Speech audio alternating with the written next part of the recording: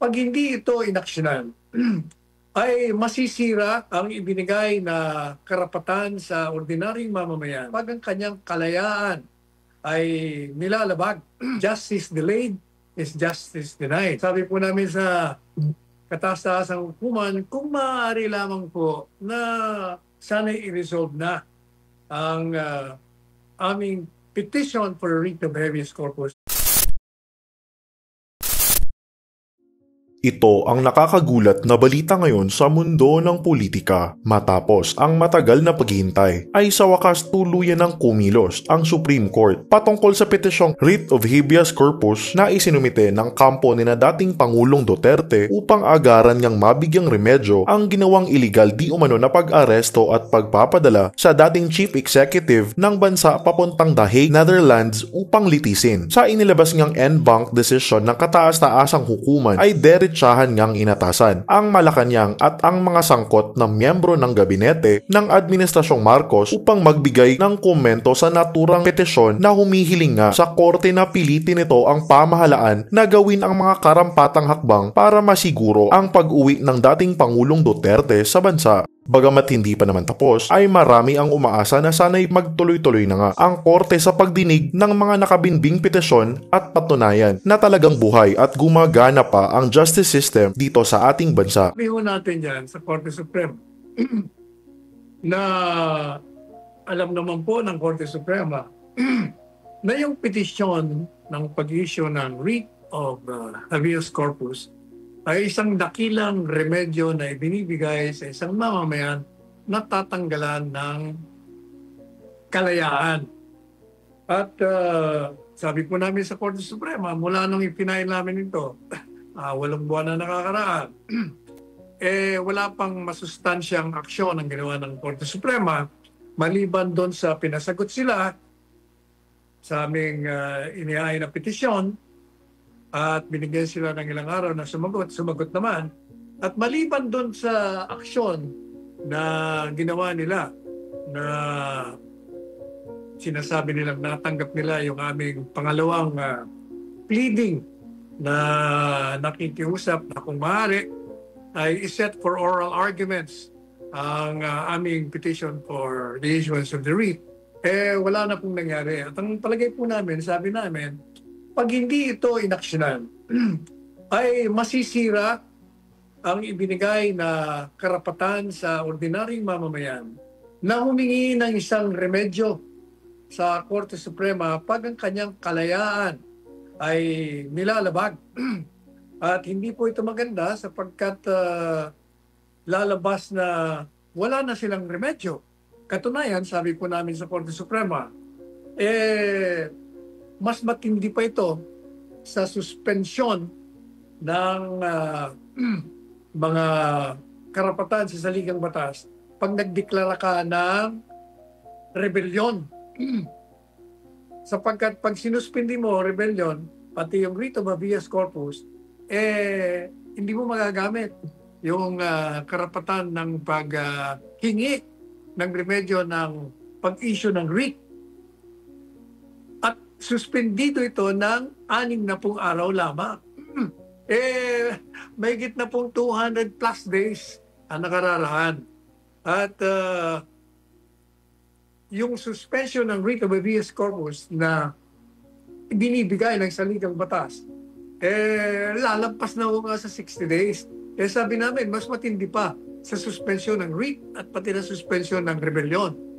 At ang sabi po namin, pag ito'y manatili ng ganitong kalakaran, baka ho mawala ng pagtitiwala ang ating sambayanan sa ating mga nasa huridikatura sapagkat parang lumalabas na naaabala at di ba ng kasabihan na ang naaabalang remedyo at ng pagbibigay ng katarungan ay kawalan ng katarungan.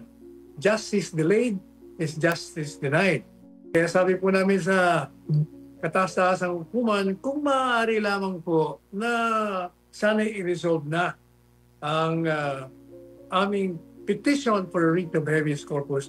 At nagdagdag po kami, babasahin sa inyo ni Carlo, yung mga kadahilanan, mga aktual spesipikong mga kadahilanan kung bakit kailangang ma-resolve na ngayon ang aming petition for writ of habeas corpus na inihain in behalf of Kitty Duterte, anak ng former president, and in behalf of the father. Ayan. Basahin mo na ang mga aming reason kung bakit. Ito po. Urgent judicial relief is necessary to prevent further deterioration of FPRRD's health or his tragic and undignified demise on foreign soil, to hold accountable those responsible for his extra-legal rendition, and to forestall further threats to liberty without due process of law. Number 7, urgent action is also required to arrest the certainly unintended yet grave and irreparable consequences arising from this honorable court's silence on the legal issues raised in these petitions. Number 8, first among them is the declining health of FPRRD in ICC custody, as detailed in the request for indefinite adjournment filed with the ICC on September 11, 2025.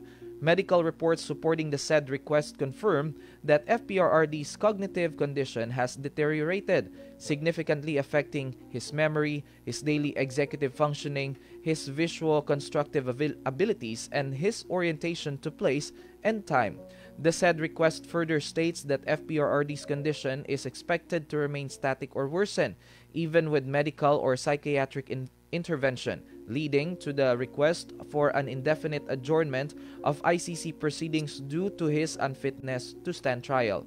A copy of a public redacted version of FPRRD's request for indefinite adjournment dated September 11, 2025 in the case of Prosecutor versus Duterte, Situation in the Philippines, ICC 121-125, is attached to this motion as Annex A in the support for of the foregoing.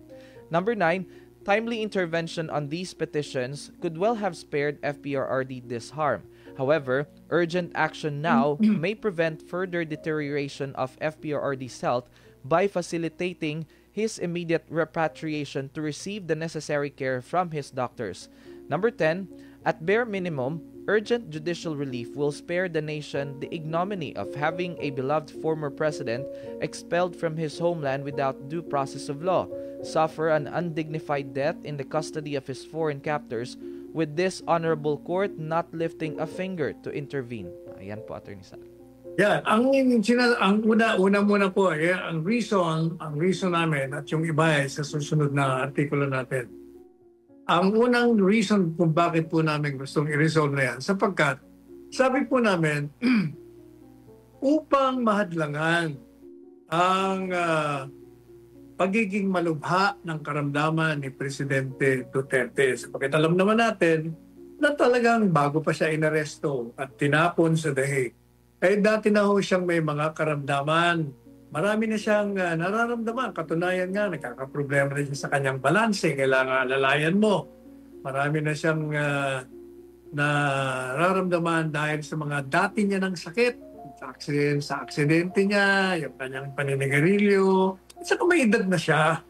80 anyos na ho siya. Eh talagang matanda na. At katunayan, sabi po namin, meron na nga siyang problema sa kanyang cognitive function. Marami siyang hindi naaalala ng mga lugar. Kaya mahihirapan na ho siyang may pagtanggol ng kanyang sarili. Kaya sabi po namin, ito ang pinakamabigat na dahilan kung bakit kailangan ma-resolve na. Sapagkat pag na-resolve na yung aming motion na illegal ang ginawa ng gobyerno at kailangan utusan ito na ibalik na, mahadlangan po natin ang gradual deterioration, ang dahan-dahang lubha ng kanyang karamdaman at wag naman sana mangyari. Ang sabi po namin, mahadlangan natin na mamamatay ang isang presidente doon sa ibang bansa na masyado namang nakalulungkot at saka nakakahiya naman sa parte ng ating bansa na isang dating presidente na mahal naman ng taong bayan ay inaresto mo na nga, itinapon mo na nga sa daig, baka pa pumanaw. Hindi po, yun napakalaking trahedya naman. Kaya sabi namin, kung maaari lang, gumawa na po ng resolution ng Korte Suprema sapagkat mawawala ng tiwala ang taong bayan pag ito'y nananatiling hindi na re-resolve sapagkat patuloy ang gagawin ng paglabag sa karapatang pangtao, patuloy ang paglabag sa saligang batas, patuloy ang karamdaman ng Presidente Duterte na hindi mabibigyan ng karapat-dapat na lunas sa medisina sapagkat nakakulong po siya doon hindi man nga nila inaasikaso at sinasabi pa nilang hindi raw naprubahan ang kanyang karamdaman. Nakakulong na nga yung mama. Gusto mo pang prubahan. Dapat sila ang magbigay. Ay kaya nga, hindi ba? Pinuna natin ang pinuna at natuwa naman tayo at nagbigay sila ng order na examinin ng tatlong doktor. Hindi natin malaman kung ano na po nangyari doon sa eksaminasyon na yun. Kaya nga sinasabi nila na sa 28 magkakaroon na ng kasagutan sa International Criminal Court kung palalayain nilang pansamantala. Hindi. Kaya sabi natin, wag na po natin hintayin pa. Kailangan ng ating kagalang-galang na hukuman, Korte Suprema, ay gumawa na po ng resolution para lahat ng mga legal na issue ay mabigyan na ng katugunan at magkaroon na ng pagkakataon ng pamahalaan na ito na iwasto ang kanyang kamalian, ang kanyang paglabag sa saligang batas. Yun po ang buod ng aming unang dahilan. Yung mga susunod pang dahilan ay tatalakayin natin sa susunod na linggo. At yun ang part 2 ng ating artikulo sa The Manila. Ito po, Attorney Sal. Urgent motion to resolve and to direct respondents to facilitate the immediate return of former President Rodrigo R. Duterte. Petitioner Veronica A. Duterte, for and on behalf of Rodrigo R. Duterte, through counsel, respectfully files this urgent motion to resolve and to direct respondents to facilitate the immediate return of former President Rodrigo R. Duterte. Petitioner respectfully states, the prolonged inaction on these petitions contradicts the speedy nature of habeas corpus relief, effectively denies the very liberty it seeks to protect, and erodes public trust in the judiciary's duty to protect against executive abuses of fundamental rights. Number 1, called the Great Writ of Liberty, the writ of habeas corpus was devised and exists as a speedy and effectual remedy to relieve persons from unlawful restraint and as the best and only sufficient defense of personal freedom. The remedy of habeas corpus is extraordinary and summary in nature, consistent with the law's zealous regard for personal liberty in Salibo versus Warden, GR number 197597, April 8, 2015, emphasis supplied. Number 2, the writ's urgency is so fundamental that this honorable court mandates courts to liberally issue writs of habeas corpus even if the petition for its issuance on its face is devoid of merit, to ensure it sets in motion the speedy judicial inquiry on the legality on any deprivation of liberty in regard Salibo versus Warden. And number 3, unfortunately, this emphasis on expeditious judicial inquiry and relief have not been realized in the present case. The consolidated petitions for habeas corpus were filed on March 12, 2025, seeking urgent relief from the extralegal rendition of former President Rodrigo R. Duterte to the International Criminal Court. Yet, no substantial action has come from this honorable court 8 months later. Number 4, while this honorable court immediately directed the respondents to show cause why the writ should not issue in a resolution dated March 13, 2025, and required the petitions to file their respective traverses in the resolution dated March 18, 2025, no writ or substantive resolutions have been issued thereafter. Despite the parties' prompt compliance with the said directives, the last action of this honorable court was its resolution dated April 8, 2025, which merely noted the petitioner's motion to set the case for oral arguments, making 223 days of inaction. Number 5, such prolonged inaction does not only amount to a denial of the very liberty of the writ seeks to protect, it also diminishes public faith in the judiciary's role to provide effective relief against executive violations of fundamental rights.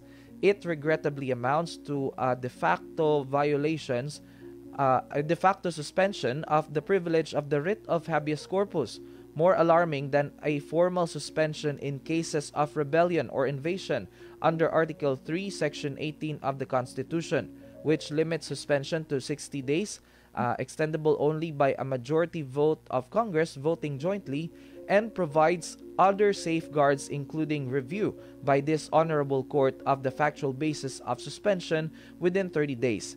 In the case at bar, it has been 250 days since the consolidated petitions were filed on March 12, 2025 with no relief in sight. Number 6, the petitioner therefore implores this honorable court to take urgent and substantive action on the habeas corpus petitions. Indeed, this honorable court has consistently emphasized the need to decide cases promptly and expeditiously, for it cannot be gainsaid that justice delayed is justice denied.